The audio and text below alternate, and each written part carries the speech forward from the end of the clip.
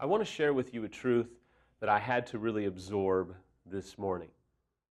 If I think back about almost every major fight that Samantha and I have had, and I don't just mean, we had a disagreement, but I mean it was pretty aggressive. I mean it was a good blowout. I think in almost every one of those blowouts, most of the time it was me, some of the times it was Samantha, but I know for me, if I didn't diffuse the situation, it was because I was listening against Samantha, not listening for Samantha. There's a difference in marriage communication. You at all times, because remember, your words are never neutral in marriage. Your words are never neutral in recovery.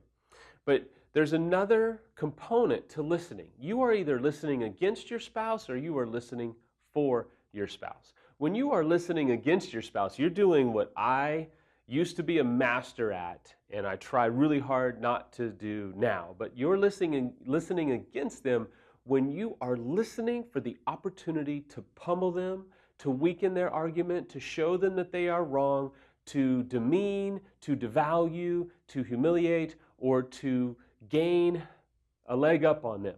When you are listening against them, or you're listening, but you're doing what I used to do, which is you are listening for an opportunity to show them that they are wrong and not value them at all. When you are listening for someone, you're listening for their heart. You're also listening for your heart and where you're at and where you've maybe missed it. When you're listening for someone, you're listening for an opportunity to diffuse the situation, to really validate them, to help them feel safe. Now, this principle is for the unfaithful or the betrayed. It's just a good marriage truth, because some of you constantly ask me, hey, give us some general marriage help. So today's a good general marriage help, but it's certainly applicable for infidelity. Ask yourself, the last big fight that you had, were you listening for or were you listening against your spouse? When you are listening against your spouse, you are conspiring against them. You're conspiring against their argument. You're conspiring against their feelings, because their feelings are valid.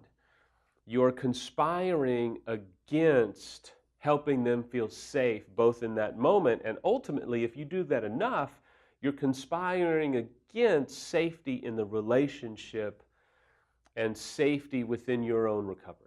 To listen for your spouse is to be able to cooperate with them, to be able to, and it's so hard. Listen, just about 3 weeks ago, Samantha and I had this huge fight, and I escalated it by getting defensive, and then we got in this big fight, and I'll tell you, in those moments, if I'm not careful, I snap back into, the old debate mentality when I used to travel and speak, and I used to argue with people in the streets about faith and all that kind of stuff. I was listening for the moment where I can prove to Samantha that she was wrong and that she was a whack job for assuming this, that, or the other. And I'll tell you, it really does escalate things, and it was a nasty fight, but we recovered from it incredibly quick. We've been doing this a while now. So we still have moments, not about infidelity, but we still have moments, as every married couple does. But when we listen for each other, we're able to diffuse it quicker. We're able to typically de-escalate the situation and validate your spouse or your partner and stop looking for the opportunity to prove them wrong and make yourself look better, or to defend yourself of the maybe 20% that you feel responsible for, or that you feel that you've got to defend. You see, listening for someone involves empathy. Listening against someone is the epitome of self-absorption. So I want to end today with a minor assignment to you.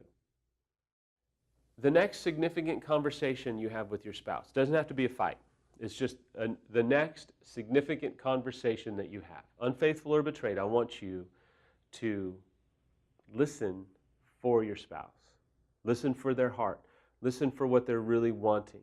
Listen for what they're not saying with their words, but you think that they're saying, and ask them questions. Try and validate them. Try and meet them in the middle. Really try and be empathetic. Really try and listen for your spouse. Be for your spouse, not against them. Now, if you're in a very heated discussion, it's going to be even harder, but I know that you can do it. It's going to take some time. It's going to take practice, but I think it's a recovery truth that will absolutely change the atmosphere of your communication if you will put into practice the decision to listen for your spouse and not against them.